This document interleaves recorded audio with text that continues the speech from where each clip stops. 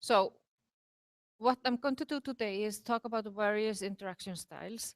And the reason why I'm doing this is because you're going to prototype in project 3. So maybe you have chosen one of these interaction styles for your design. So this is why I'm going through this now. We did some interaction styles last week. It was but now we will go through the non-mouse interaction. In the lecture after the break, I will go through measurable usability goals and user observation, and you will use that in project 4. So first of all, I have to explain to you that there's some change of schedule. So now we are doing the non-mouse interaction styles and formal user testing and measurable goals. Tomorrow there will be a problem-solving class on prototype interviews. There will be a prototype interview exercise, and this is you're practicing this for project 3. And yeah, you will get prototypes from me. So this is like a standalone project, similar to the one with the personas on the little boy there, Leifur, and his mother and so on. So it will be just like, and then next Thursday, I will talk about the RAMES framework, and you will be using that for project 4. So we are actually starting to prepare, yeah, thank you, for project 4 now, because you will do measurable goals there, you will do formal user testing then, and you will use the RAMES framework. Next week, I'm planning to do the lectures only online because I have to be somewhere else, and I think, there's not that many attending, so maybe it doesn't really matter. So there will be 2 lectures that I will put online, and then you have the presentations next week on the assignment. The following week, we will get Birna Iris, and she will talk about workshops, and she will also be taking care of the problem-solving session that week on the 19th. And I will introduce formally project 4, and then I will cover how you plan user-centered design activities, and this will also be a part of project 4. Then the week after that, there are no lectures or problem-solving classes. I will be at a conference in Gothenburg on this subject, so I will not be here. And then we have almost the finishing. You deliver in the 4th assignment and do presentations.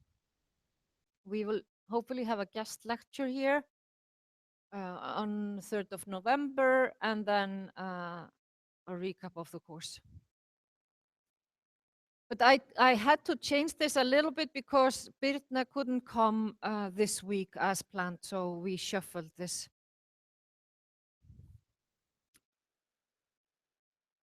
Okay.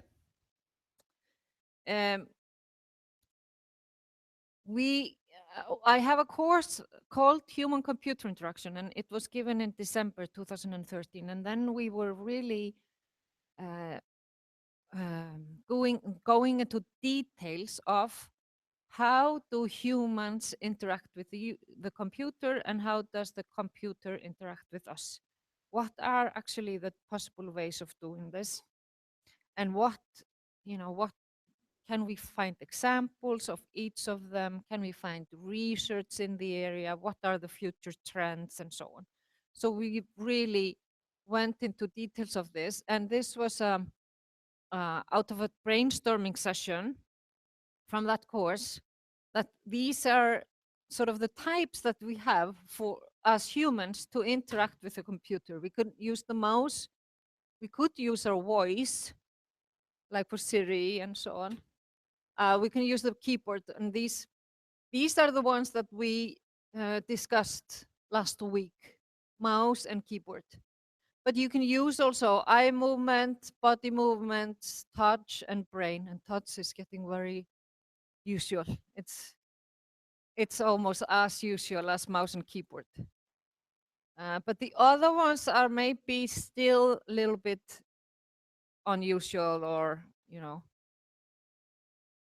um, the system, uh, the computer, they can talk to us by putting text on the screen.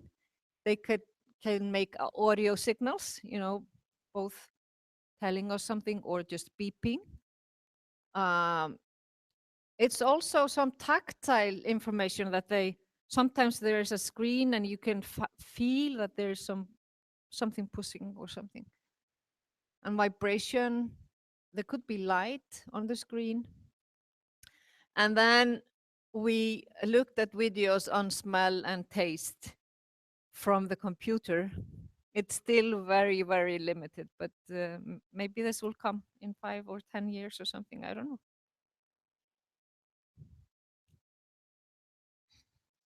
Okay, so when we are designing new software, what is it actually that we can control of all the 5 W's and H that we were analyzing? Can we say, okay, this software will only go for this equipment? We do it, sometimes by using some of the, like it's maybe only for iPhone or only for Android and so on. So we tell them then you can only use it on this platform.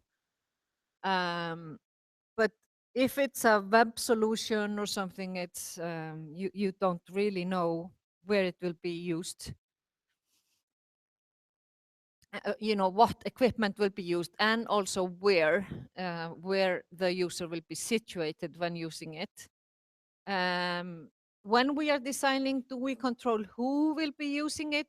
Well, sometimes we are targeting somebody. Like you're targeting now people with special needs. So you are really designing for a special group, but sometimes we are just doing it for general public. So it depends. Do we know when the software will be used? Well, we have assumptions, and if you're designing a game, it's probably not, or hopefully not, used in the work during work time, or it's only in the spare time. So you have some assumptions of when it will be used. But the main thing we are designing is how. How is the interaction? How will the user use this? That is really the main thing that we can control. And all this about the interaction styles is different ways of designing how the user is supposed to use your software. The why is more like the user has a goal, and we have our assumptions, but sometimes then people use it in a different way afterwards. When you've designed the software, like I think Excel is the best example. The designers of Excel, I'm pretty sure that they thought it would be only like calculating and used for maybe bookkeeping or summing and calculating numbers, but it has been used as a project management tool, much wider spectrum than they, I think, ever dreamt of. It's really a it has been used in multiple ways. Okay, so the interaction styles that we have,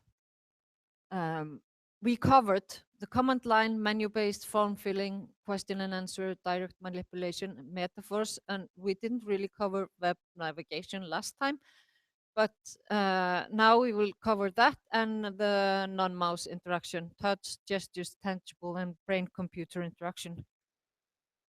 And as I said, the reason is that I'm giving you like ideas that you could maybe use some of this in your project 3 assignment. So first for the web navigation, there are basically two interaction styles. One is the linked base. So you have links all over, and this is a old snapshot of the homepage for Reykjavik University. And we have a lot of links. We have also the banner here, and then all the text in red is in links and so on. So this is a typical link-based design. And then the search is like Google is maybe the most dominant search engine, where you have only one search field, and then you get all the results. Search can be sensitive to semantic distance, or how you write things, but I think it's getting better and better all the time. They are suggesting for me if I do a misspelling and so on. So it is really getting much easier. And sometimes we have also a search window in the linked interface, like we had here at this time at Reykjavik University. I think it's still there. Good check.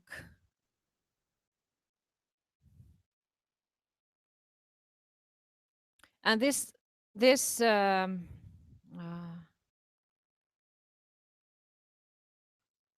so, and this yeah, it's here. Search now.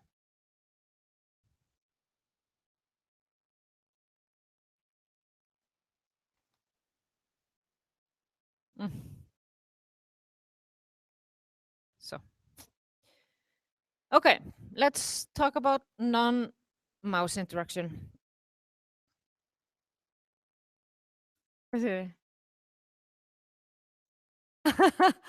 Although, yeah, no, well, okay. So there's a comment if this is the oldest mouse I ever found, but actually the oldest mouse was from Engelbart, and I think he designed it in 1980, between 1970s and 80s something, and it was of wood. It was a box, wooden box, yeah. And not smooth at all for the hand or anything. It was more the function that was. Okay, so touch. We have two different forms of touch screens. It's this resistive one that respond to a pressure on the screen. So you could use like a pen or a fingernail. Hi. And then it's capacitive. And there it is more sensitive to fingers, and this is what we are more used to today. And then we can have, of course, these touch pads that are tracking our trackpad that is also used for touch.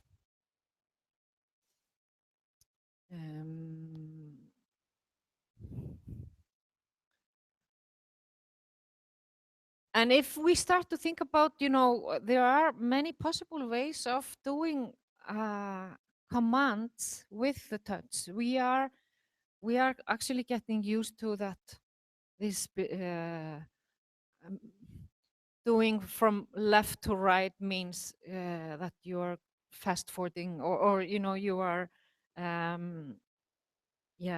saying okay, and or you do that in so what they say here, swipe from left to left edge, then you switch to the last app, they say. But I think it's often also that you do this for getting the next page, or don't you think? Yeah. And I once heard a little kid, uh, yeah, it was a little girl, and her mom was reading, and she didn't do it fast enough, so the girl took the the finger and put on the mouth of the mother like this, from left to right. So she should do it a little bit faster. Yeah. So she was so used to the iPad. Yeah. So in the course that I'm giving uh, as a related course to this one, we really dig into what is it really that we do, and what does it mean, and how do users approach this. So this is one slide from that course, because when we've learned it, we think it's very natural, but it's maybe hard for beginners to learn all this. And this was one of the examples that the students chose as an example of touch interaction. Angry Bird. It was probably popular at that time. Okay, speech interaction. Are you planning to use speech interaction, or what type of interaction are you planning to use in your project 3? Yeah, okay. Uh-huh. Okay. So speech is very good because it gives you the possibility of interact with the device using everyday words and phrases. And it is getting better and better of understanding what we are saying and so on. The only thing is that language can be ambiguous. The computer can misunderstand what we are saying. And it can also be, a bit local. Like my kids are always trying to get Siri to say Reiðholtsskóli, and she doesn't do it. So they are trying to ask her, where am I from? Which school do I go to? And so on, and try to hear what she will say, but no, not at all. So you could, and also if you get this like GPS navigation systems, and you're maybe like we were traveling in Denmark 1 year ago or something, and we had this lady, the GPS telling us where to go. And she told us, you should drive down Artillery Wedge. And you were like, what? And she was saying, Artillery, why? Wedge is, so she was saying the Danish words in like, so it's really, you can't really hear what she's saying. Yeah, so she should switch to Danish then. That would be better. Okay. And also, I think there was a very nice sort of problem that I experienced once. There was this guy from Google, and he was showing us speech interfaces. And it was on a big conference here in Reykjavik, on Advania conference. There were like 100 people in the room, and he wanted to show us this live, that this speech recognition, okay Google, that you can ask about everything. And he had it live, and everything went well. He had planned. So he said, okay, now I will start. And okay, Google, where is the Blue Lagoon? And then he got the answer and the map and everything. And he kept going like this and did like 3-4 tasks for this speech recognition system. And then he started to talk to us again. And he said, see how wonderful this is, you know. I can only say, okay, Google, and then they just answer. And then there was, I don't understand what you're asking about. Because he was, it was still active. And he was, you know, he had switched to talking to us. But yeah. Yeah. Right.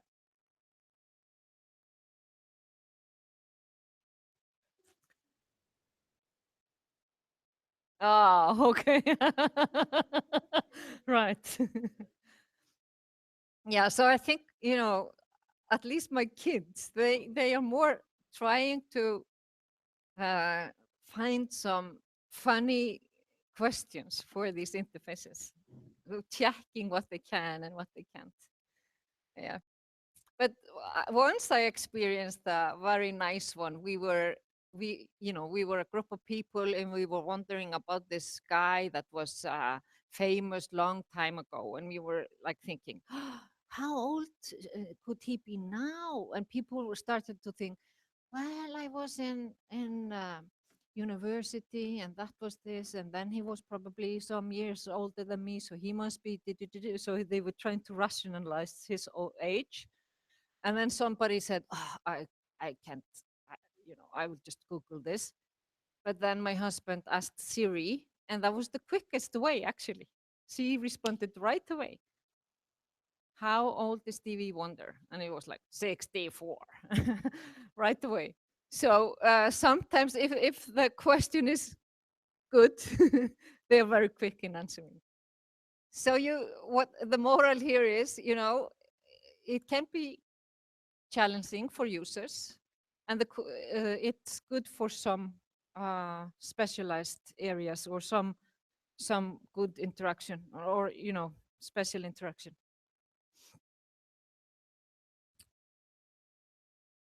Yeah. Yeah.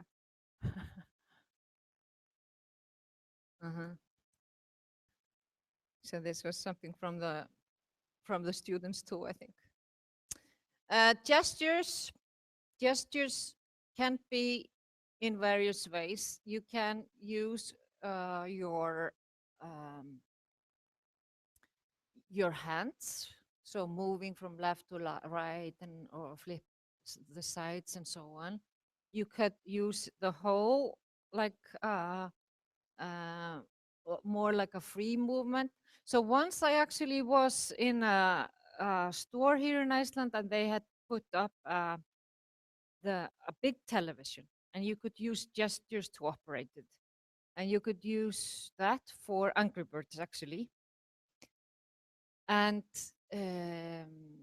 then you had to, I think you had to do like this for moving something. And then if you selected, you were supposed to flip your hand like this.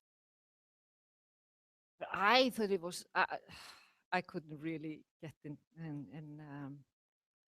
in sync with it. My son was then 12 years old, I think. He could use it after like 3-4 attempts, but I didn't have the patience to do it. So sometimes it's that you have to do a specialized movement that is really saying something, but sometimes it's more free, and sometimes it's the whole body that you is controlling. So it depends if you are in front or back or how you move that you are controlling. And this is, of course, how can we tell the user all this, and how intuitive is this is a big problem. And here we, use checking with the users and interviewing the users and really designing with the users is really important. So to know what the user is doing, we can use a camera, we could use gloves or and or yeah, some things like that. So here we have reflective gloves. This is just one idea. And here is the navigation where they're showing it depends where you are, and also if you are turning and so on. So you could be really telling the system something by walking and so on. The what? How many have we covered? Touch, speech, gestures. Tangible is the fourth one, and this is very. It's a strange one. So you're actually giving the computer some messages by touching the thing that you have.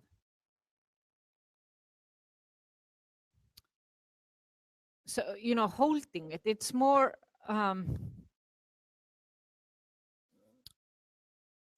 the person interacts with this by having some physical things.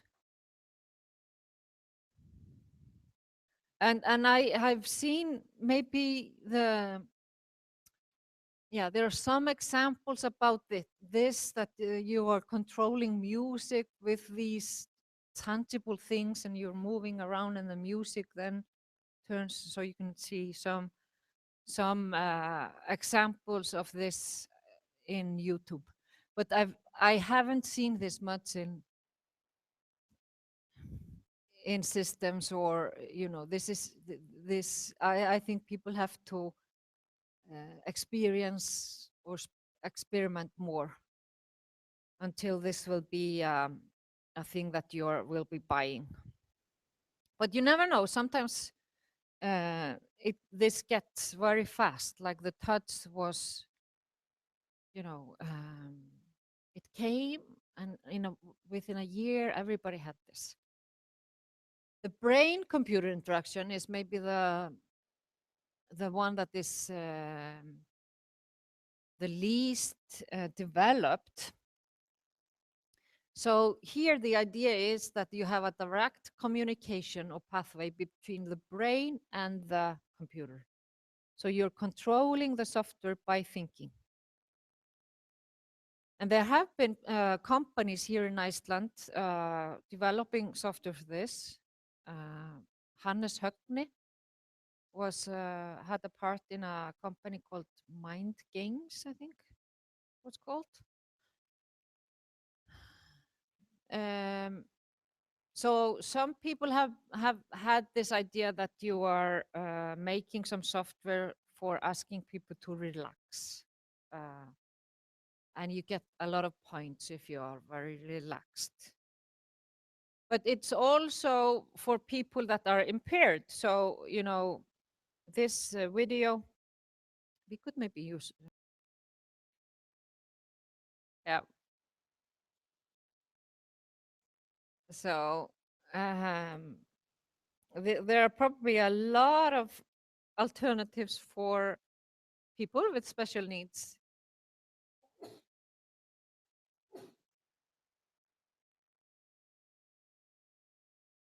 Leaving her between her brain and the muscle. Yeah, I think she is paralyzed from the neck and down.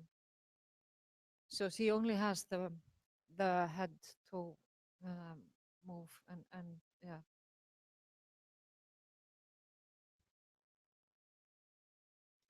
Okay. And then I have some YouTube videos here on smell and taste, and I think the smell is quite nice. You need a website. Why not do it yourself? With Wix, you can create your own professional website.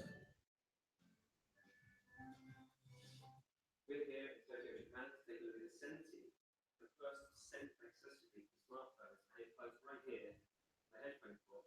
This is an iPhone, but it'll also work with Android, so it's for everyone there. Let's take a look at the app here. As you can tell, there's 3 different buttons, but the central one there is actually going to deliver the scent. Hopefully you'll be able to see the aroma in action. Oh, look at that, beautiful. Can you see that? Smell. It smells like orange. How about you? What do you think? Does that smell like? Also, also the ability to set it the LED light and to choose your favorite color. This is all in Japanese because obviously it's a Japanese company, but you can pick your favorite and go from there. There's also a timer, which allows you to set it to go off automatically every 30 minutes up to every 90 minutes. This one itself is actually based on a thing that's almost like a SIM card within this top. If you open it up,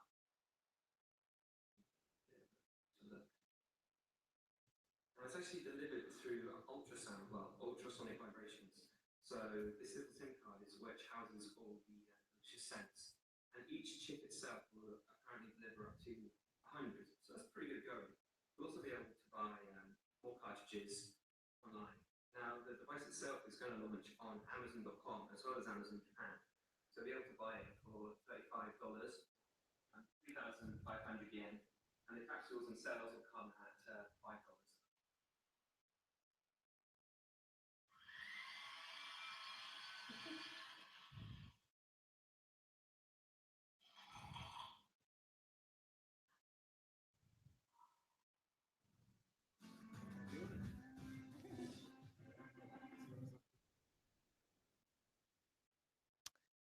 Yeah. So I don't know. Yeah. Uh, my husband. Yeah.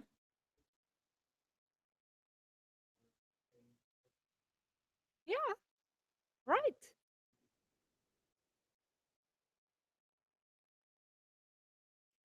Uh, yeah. It could be in cinemas or yeah. Right. And yeah.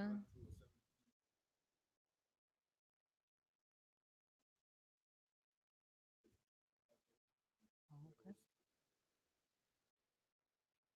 No. Hmm. Hmm. Oh, okay. Ah. Uh-huh. Oh, okay. Uh-huh.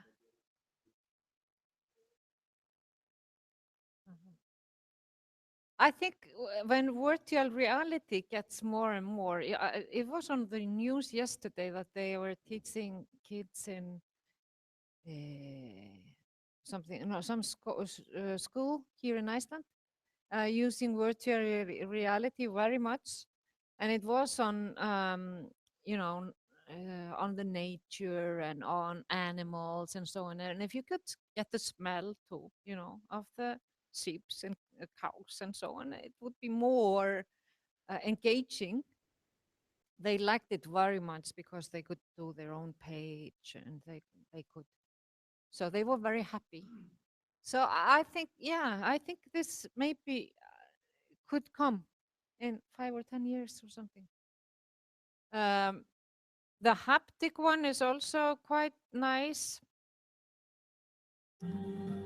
Uh-huh. What did I do now? Ahahaha.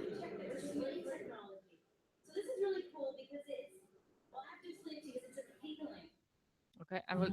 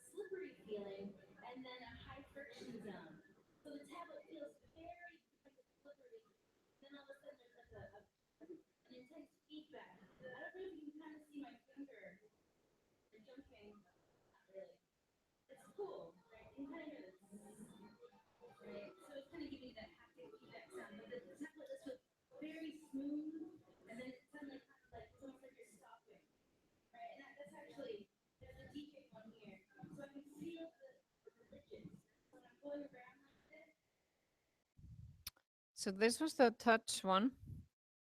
So there are a lot of possibilities. That is what I'm saying.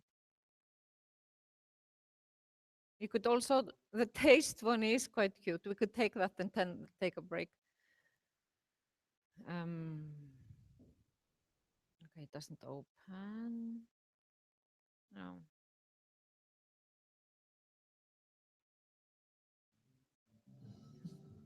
Hefur séð þetta?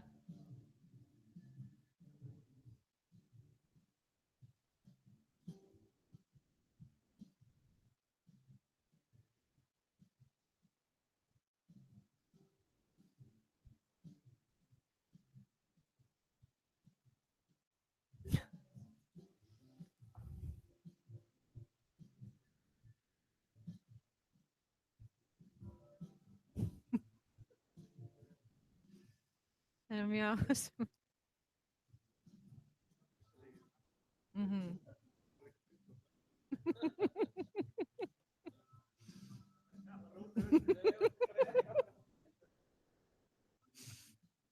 Mm.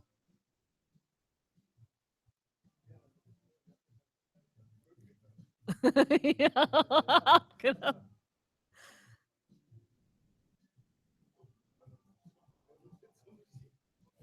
Já. Sölu hugmynd.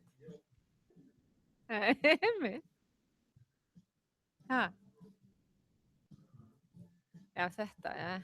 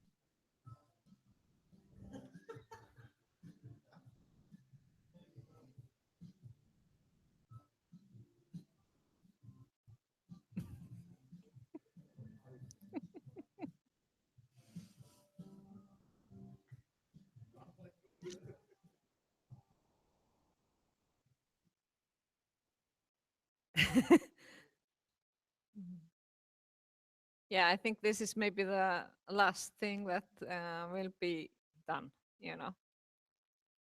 And